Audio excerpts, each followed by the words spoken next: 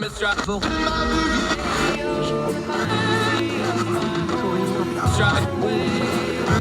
Let's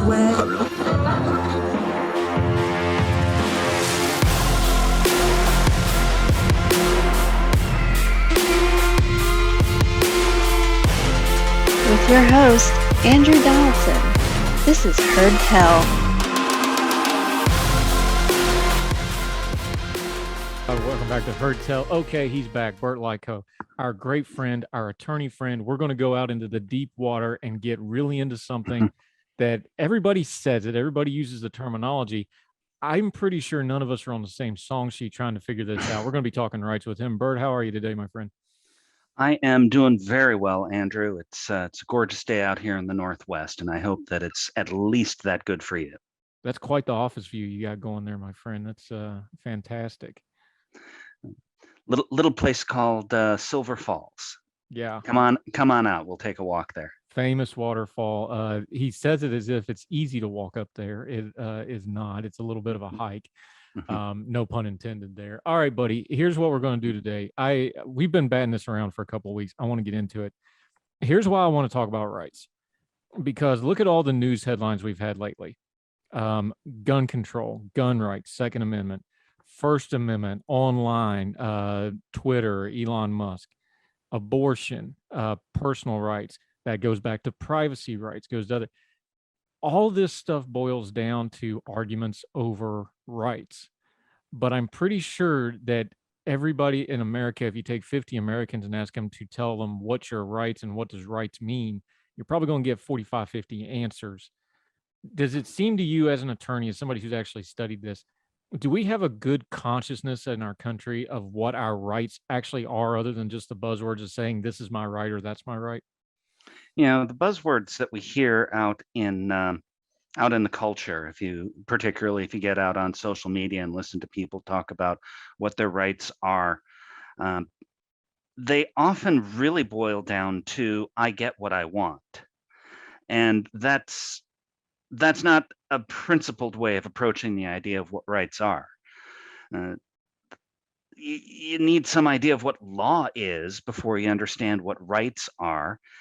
This is getting into some political science stuff. Fortunately, I have a political science degree before heading on to law school.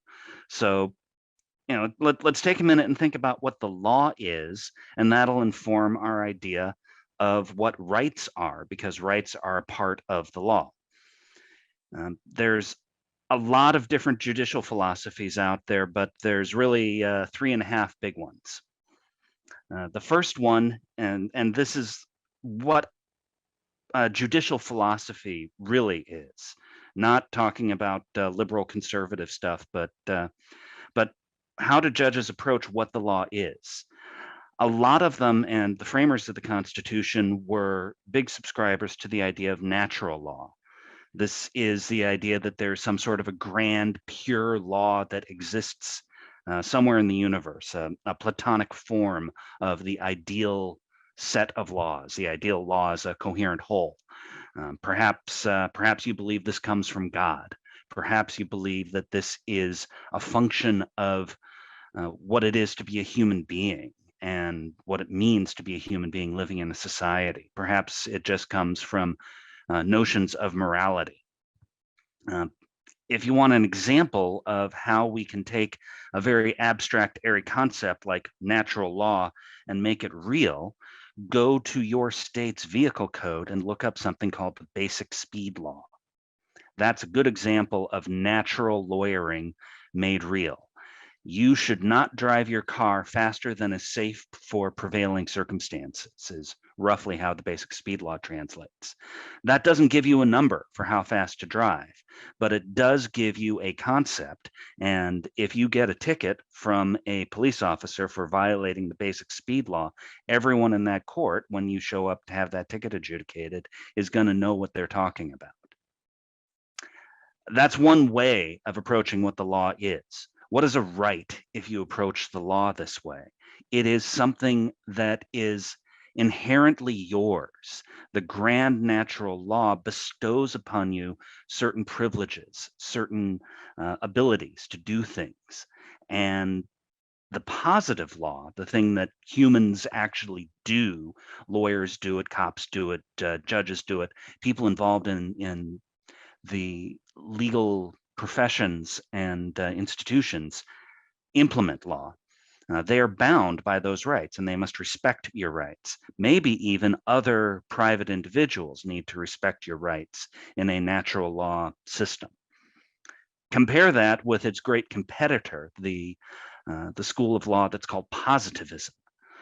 Positivistic law says that law is the will of the sovereign enforced with legitimated power. So this divorces the idea of what law is from morality, from some sort of a perfection. It says that law is a human phenomenon. It is something that people do together through their institutions, through their government. And therefore, your rights in a positivistic system are going to be different from place to place based on who the sovereign is. We say sovereign, the idea was first thrown around back in the days of absolute kingly power in European nations. So the sovereign was easy to identify. He's the guy with the crown on his head. In a place like the United States, it's a little harder because we have divided our sovereign up into a lot of different governmental institutions.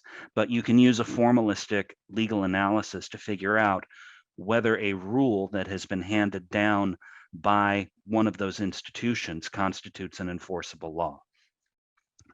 If natural law is the basic speed law, positive law is the posted speed limit. The sign that says 35 miles an hour is the positive law that tells you how to drive.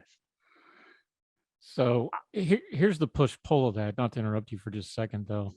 The reason we have to have that is because what you're talking about, the law, where it comes from. The second part of that coin is who enforces it, and the push-pull, especially when it comes to America, and as we'll get into with the Declaration of Independence and the Constitution and Bill of Rights and all that, is you have a government and you have people. The government has rights and the people have rights. And I'm really simplifying this, but that ratio, more power to the government, less rights for the people, more rights for the people, less power for the government. Balancing that ratio, that's really where you start getting, well, which theory are you going to try to balance that ratio? That's where all this heads and where it all kind of gets real icky in a hurry, isn't it? Among other things. This is an area where I will caution you to be careful with the construction of your sentence. You will hear the idea of a state's right, or the government has the right to do things. Right. I take great exception to that. If I have a contribution to make to all this taxonomy, it's that governmental institutions, the government does not have rights, period. They cannot have rights under any of these systems. The government has power. The government has the ability to go out and send men and women with guns to make you do things. That's what power ultimately is. We legitimate it. We say this is an okay thing to do under certain circumstances. But ultimately, as Mao said, power comes from the barrel of a gun. Not that I wish to hold up Mao as a admirable figure. Well, I mean, we've had the divine rights of kings that you already touched on, and now Mao, so we're off to a great start discussing rights. Burt Likko joining us. Talk about that power, though. Government power, it's the line in the Declaration of Independence that everybody goes to. It's probably where everybody, when they think rights, if they have any kind of education in American history at all, it's probably the first thing they think of. We are, all men are created equal, endowed by their creator, unalienable rights, life, liberty, pursuit of happiness. And then the very next line that everybody skips when they do life, liberty, and pursuit of happiness, to secure these rights, governments are instituted among man, derived their just powers from the consent of the governed. Just that sentence there and everything you just said, that's years worth of legal theory to try to straighten out. But we're doing this in real time, trying to discuss what our rights are, what the government can and can't do. Like you just said, the government's got a lot of authority right up to and including taking your life at the barrel of a gun when it comes right down to it, as we've seen too often with law enforcement. Where do we start deriving how to explain to people what their rights are with that much umbrella over top of it? That line from the Declaration of Independence requires a ton of unpacking. Let's just start with one of those phrases, the one that people like to invoke: inalienable rights. What does the word inalienable mean? It does not mean that these are absolute rights. It means they are non-transferable. It means that they are inherent in yourself and can't be given to someone else. But it doesn't mean that these are absolute rights. And that's why the institution of government becomes important. If I have an absolute right, then that means that I have that right over you. I have the right to do a certain thing, whether you like it or not, whether you object to it or not, and your rights don't matter. Well, that's not how you build a society. That's not how you build people living together peacefully. That's not how you build people being equal to one another in any sort of a fundamental way. Maybe you don't think people should be equal. Maybe you think the king should be better than everyone else. That's one way to have a society, I suppose, but it isn't a particularly lawful one. It isn't one that I think most people would want to live in. Our good attorney friend Burt Likko, more on her tell right after this.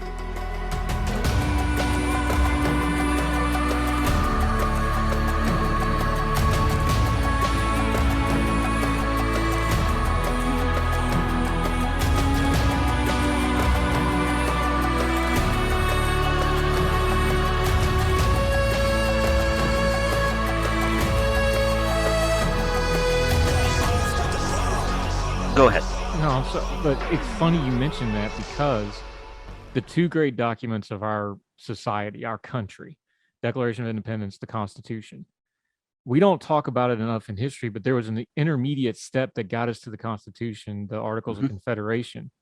And what happened, and what people sometimes miss, and I forget too, I had to go back and look, was we had a lot of democracy. We had too much democracy. The democracy became tyrannical, just not to be too overly blunt with it. And they had to go back to the drawing board and go, okay, this isn't working. We need something else. And then you have, Matt, you have the Virginia plan, which basically morphed into the Constitution as we know it now. So just inherent rights and the institution by man of government, even our founders, they didn't get it right the first time. And I think that's something important to note. Like we sometimes hold up the founders as like these perfect. No. They actually botched it the first time around. We had to do this all over again. And there were some learned experiences in Shays Rebellion. And there's a lot of history you need to go into there. They didn't get it right the first time either, even the system we have with our rights now. And the rights got curtailed and changed. And the way the government was formed was very different than what they probably thought it when they did the Declaration of Independence, wasn't it? Well, let's think about some taxonomy here too. We often use the phrases the founders and the framers as though they were interchangeable. And there's a lot of overlap. A lot of the same people were both founders and framers. The founders you should think of as the people who signed the Declaration of Independence, the people who created the United States of America as a political entity. And the Declaration is a political act. It is not a legal one. The Declaration of Independence contains no law. It is an important document because it creates the country. It is the organic source of the United States of America. But the law was created by framers. These are the people who signed the original Constitution, the unamended Constitution. Framers crafted this as a law. And what it is not some holy writ created by people acting under divine inspiration or trying to set down rules for all time. They were very clear about what they created. It says so right in the document. The Constitution is the supreme law of the land. It is a law. The Constitution is a legal document. It is a legal document that is the result, as you correctly point out, of a political decision to say what we are doing right now under the Articles of Confederation isn't working. We need to do something different. And then the result of a lot of political compromise. You should think of the framers creating the Constitution as no different than the politicians of today trying to create a major piece of legislation. There was horse trading going on. There was log rolling going on. All of the kinds of deal making, all of the kinds of political interactions that we either like or dislike, depending on whether we like or dislike the politicians, went into the creation of the Constitution. It is the sausage that got made in Philadelphia in 1787, and the sausage making process was not pretty. Yeah, and for people who might recoil at that a little bit and say, "Oh, well, that's well, you're not being respectful. That's a part." No, because they actually, if you read the history on it, and I did before we had this conversation, they didn't actually gather to write the Constitution and form a new government. They were actually just going to do some tweaking on it, and Madison and the Virginians hijacked the whole thing and went, "Okay, let's try to do something big and radical here," and they did. But there was a lot of slavery's the big one that almost, hijacked the whole thing, almost brought it to a screeching halt. There was states' rights issues. The biggest one was actually taxes and property ownership. That was the big thing of the day. When we're talking rights, let's start with that one because it's the very first thing they did with the Bill of Rights. It was the thing that is the most in the notes and the letters and the contemporaneous materials of the day. They were absolutely obsessed over taxes and property rights, justly so because of what happened during the Revolution. That's kind of the start of the discussion of rights as they formed in the Constitution, was property rights and taxation powers, right? And they adopted a system of government. They adopted a phrase that says life, liberty, and property can't be taken without due process of law. Well, what does that mean? What they agreed on those words, but what do those words mean in practice? They did need a government that was going to be able to levy taxes and send people out to go collect those taxes and enforce those taxes if need be, because there was no military that was left to defend the country if Britain decided they wanted to take the United States back at some point. And or did try. They did try, and they got Washington at least for a little while, but that wound up being another draw. Yay us. Burt Likko joining us. We're getting into some deep stuff on rights, where they come from, especially here in America. We're going to take a quick break, come back. We're going to start working through these actual rights. You've heard about them. Freedom of speech, freedom of religion, freedom of press. What do they actually mean? Where does it come from? The black and white legal and the practical as it stands today. Our good attorney friend, Burt Likko. More on Heard Tell.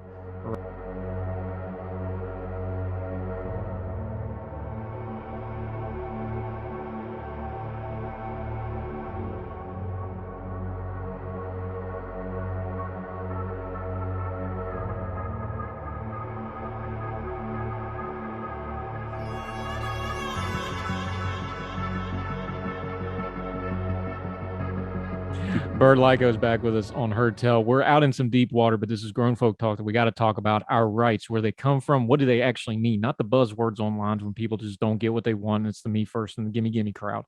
What does it actually mean to have rights?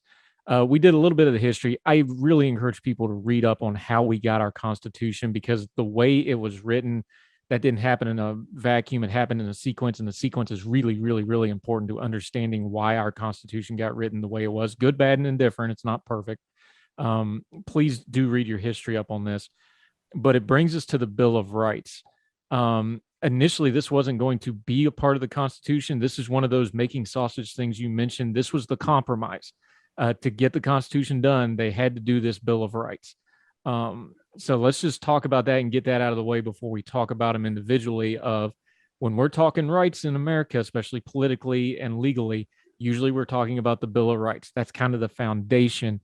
How important was it that this got into the Constitution right from the go? Well, we wouldn't have a Constitution without it. There's a very large faction of people who we now identify under the name anti-federalists. I think the most prominent among them was a politician from Virginia named George Mason. And Mason and the rest of his allies said there need to be limits on the federal government's power over individual people because we have rights. Remember, all of the framers were steeped in Enlightenment era notions of natural law and human beings possessing natural inherent rights. You'll see that language pop up again and again from the Declaration through the Federalist Papers, through the Anti-Federalist Papers, which are also important to read. So Mason and his allies argued that the government could run roughshod over these inherent rights. The response from the Federalists, from Madison and his allies, was, I think, pretty weak catch-up. For instance, the Establishment Clause. The Establishment Clause of the First Amendment says that Congress shall make no law respecting an establishment of religion. Now, we need to understand what they meant by an establishment, but for shorthand purposes, let's call it an official religion of the country. Madison argued, well, there's no specific grant of power to Congress to create an established religion, therefore Congress can't do it. And Mason said, no, that's not good enough for us. We don't trust ourselves, this group of politicians, among which he was a participant, to not do that. Because a lot of people, when given power, will create laws that say we win, we get our way. So if there are more Congregationalists than any other kind of religion in a given area, like say in Massachusetts, they will establish an official religion. Congregationalism was the established official religion of the Commonwealth of Massachusetts for about 60 years after the Constitution was adopted. So he was probably right about that. He demanded, he and the other anti-federalists, it wasn't just him, demanded that in order to get their agreement to ratify the Constitution, that a Bill of Rights be immediately passed that limited the power of the government to do certain things that were important. 12 were originally written, a total of 11 have been adopted. The first 10 are what we call the Bill of Rights. I want to pause for just a second because on this program, we covered a piece in Diplomatic Courier a couple of weeks ago where they did this index of freedom across, and this isn't one of the BS ones. This is one of those where they actually put some thought into it. It's not one of those, oh, freest countries in the world and, Iran's number 3 or whatever. This isn't one of those. But they were talking about the resilience of societies and cultures and nations. And they made the point, because I think a lot of people kind of wonder, or they never thought about why religion was number 1 on the First Amendment.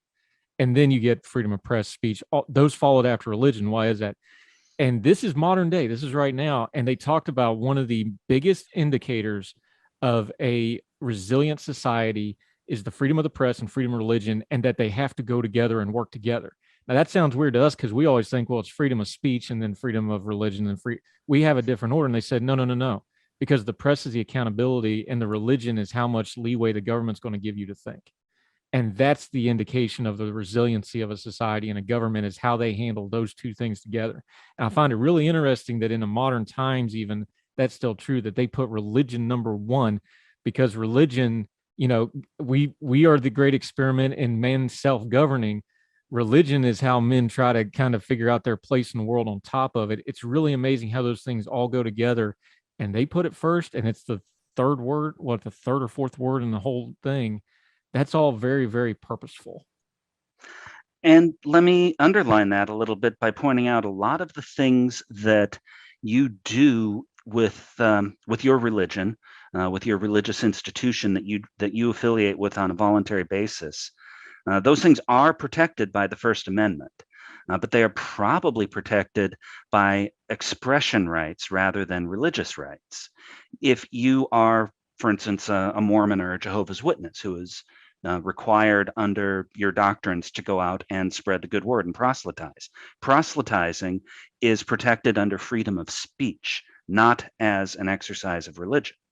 If a whole lot of what you do under the cloak of a religious activity is actually freedom of expression.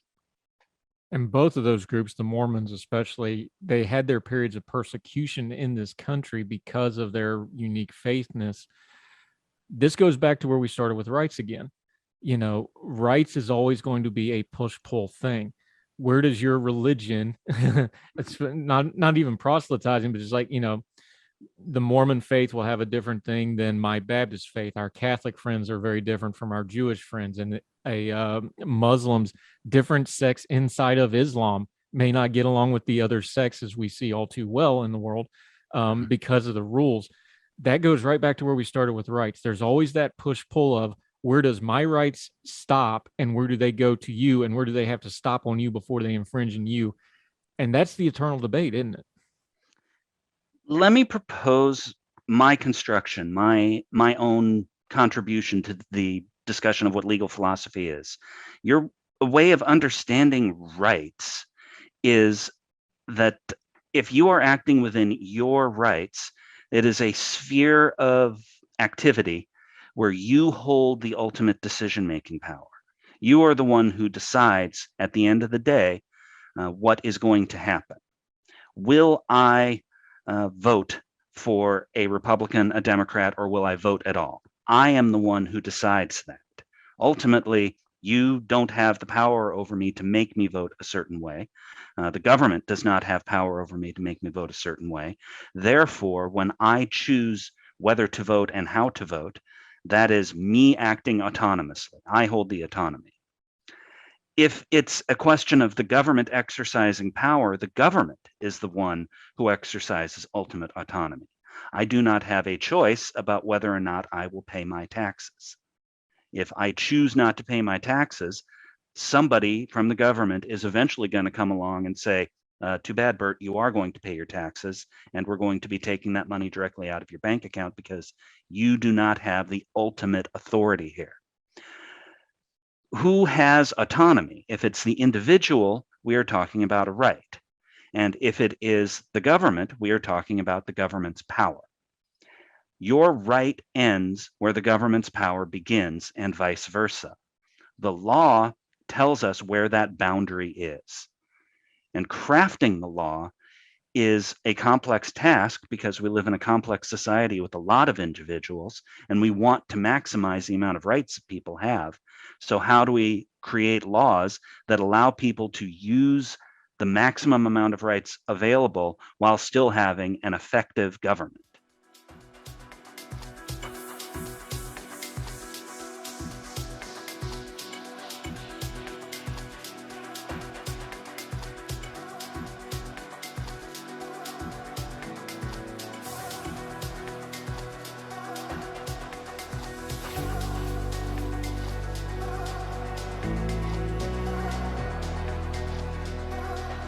How important is, because we're talking a lot of individual rights here, when we're not having effective government, how much does that really affect our rights? And I know we see it easily because, you're an attorney, so you're, more on the criminal justice, civil litigation side of it. It shows up there really, really fast when government isn't effective. But even in our day-to-day lives, we saw this some with the unevenness of COVID lockdowns and how some of that was done and how it wasn't done and how government exercised power it normally doesn't exercise. We saw how messy that was. Inefficient government really runs into rights in a great big hurry, doesn't it? Here in Oregon, we are having a very significant problem with our criminal justice system, particularly with publicly appointed counsel for indigent people. The state of Oregon has picked a way of providing counsel for indigent criminal defendants to stand trial. And mostly it farms out criminal defense work to attorneys in public interest law firms that then assign out what are public defenders in practice. I have some colleagues here that I office with who make the majority of their money by doing that kind of work, getting a public appointment to do defense for indigents who have been provided state counsel. Well, there hasn't been enough money put into that system, and frankly, the system is not being run particularly efficiently or, dare I say it, competently. I don't want to disrespect people who I really think are trying their best, but they are not doing good enough. I have one colleague who offices 2 doors down from me who hasn't been paid a dime in 4 months. I have a paralegal that I work with who hasn't been paid a dime in 6 months. She's living off of her credit cards right now, and that is a totally unacceptable state of affairs. There are thousands and thousands of legal professionals who are providing Sixth Amendment defenses to people, and they're not being paid to do it because the state has incompetently put that system together and is continuing to run it incompetently. So what's the result of this? The result is judges are finally getting frustrated, and the lawyers are finally getting frustrated. Lawyers are saying, I'm not going to take on any new court appointments. Here in Multnomah County, the city of Portland is most of the county, and we are seeing a lot of criminal defendants get arrested, get arraigned, and then they're supposed to be appointed counsel. They aren't for months and months, and judges have become so frustrated they are starting to dismiss the criminal charges because the state is unable to proceed and meet its obligations to these criminal defendants. This is not fair to the victims of those crimes, who deserve to see the people who have done things to them go through the justice system and get such measure of justice as is due to them. As a way to round this off in the few minutes we got left, Burt Likko joining us, our great lawyer friend, frequent contributor here. He also writes at Ordinary Times once in a while, since he formerly helmed that, and he's been a great mentor and friend to me in that regard. Let's round it back this way, talking about just that. I'm going to say really inarticulately, because I don't know and you put it in the terminology and make it all lawyery and pretty, but I'm just going to say it the way I feel it, because I don't know any other way to do it. What you just discussed is one part of a much bigger problem. How do we discuss in the United States of America in the year 2022, with social media and with everybody in the information age and all the other mess with it? How do we have the conversation of people understanding that, yes, it's important to protect other people's rights, even people you don't like, maybe especially people you don't like, that you have to protect their rights? Because if somebody doesn't have rights, nobody has rights in the way our system is set up. And you have to care about that, because I find a shocking lack of care about other people's rights in the media and the advocacy we do and the writing we do.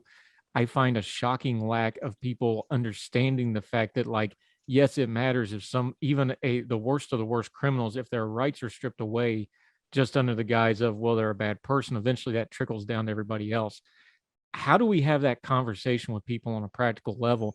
Because all this big words we say, government accountability, reform, political, whatever you want to call, doesn't it all kind of just start there with understanding of everybody has rights, and we need to all collectively understand those rights and advocate for them equally and better, at least better than we have been? We need to have that conversation with empathy, and we need to have that conversation like grown-ups. I am not impressed with the social discourse's measure on either of those indexes. We need to understand that the law is supposed to be there for everyone. And if the law isn't there for everyone, it isn't there for anyone.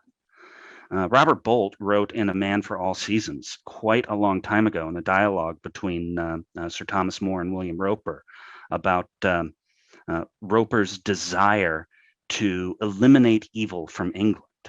And More challenges him. What would you do, Roper? Would you cut a great road through the law to get after the devil? Roper says, yes, I would cut down every law in England to do that.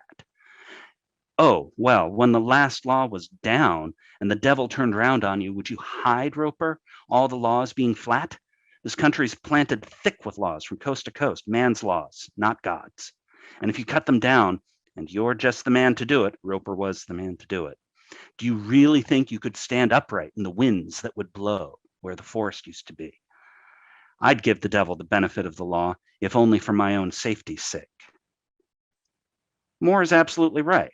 And this may be the only time and in the only context that you will hear me praise Sir Thomas More, who I am actually not a great fan of. But he's absolutely right about that. If the law is not there for these criminal defendants in Oregon, and we're not mostly talking about murderers and rapists here. We're talking about meth dealers and car stealers. These are not good things to do, but these are also relatively ordinary sorts of crimes. If the law isn't there for these people, then the law isn't going to be there for you when you need it. And if you don't have the ability to recognize that, then you have fallen victim to the spell that third legal school of thought that I wanted to talk about here, the idea of legal realism. You've fallen victim to that. And you've fallen victim to a privilege that you have, that right now you're in the in-group. And the in-group tends to get the law enforced on it in ways that are less harsh and easier to withstand than the out-group does. And don't think about it in terms of critical race theory is going to make people's alarm bells go off, because that's a current political buzzword. But the lesson of it is, if you are in the in-group, it's good for you. And if you're in the out group, it's bad for you. You can be in the out group. And if you're thinking about the law, you should think about it from a position of neutrality. You don't know if you're in the in group or the out group. You don't know if the law is going to come down hard or soft on you. So why don't we write the law in a way that's fair to everyone? Yeah, and we got some really, really ugly chapters of U.S. history on what happens to the out groups. And we should all take a lesson from that and be like, the first thing we need to make sure we do is we don't have any out groups under the law, because that's when the real trouble really hard. And we have people right now, named people, famous people in our commentariat who are advocating for those very things, although they call it under terminology, and we better fight it now before it gets really ugly. Burt Likko, I wish we had all day on this topic. We will talk about it again. I promise you. We'll bring you back real quick. Let folks know where they can follow you and keep track with you until we get you back on Herdtel. And I bring you on for an easier topic. We'll talk, beer and food trucks or something. That's fun also, but this is the real conversation of our day. I will comment on it. I'll comment on how I think things are going in these spheres. You can follow me on my Twitter feed, where you'll find random thoughts, sometimes intemperate and vulgar, at BurtLikko. And every once in a while, I will post an essay back up at ordinary-times.com. And it's always feels like coming home when I do something like that. Yeah, he has clear the deck privileges. Him and a couple other folks, his running partner up in Portland there, Todd Kelly, as well. Both good friends to the program. We love talking to you. Thank you so much for the time today, sir. I got a feeling we'll be revisiting this topic a lot, especially this fall when the Supreme Court rejoins again. And then, of course, when we have a new Congress come next year. Thank you for the time, Burt. Appreciate you, sir. Absolutely, Andrew.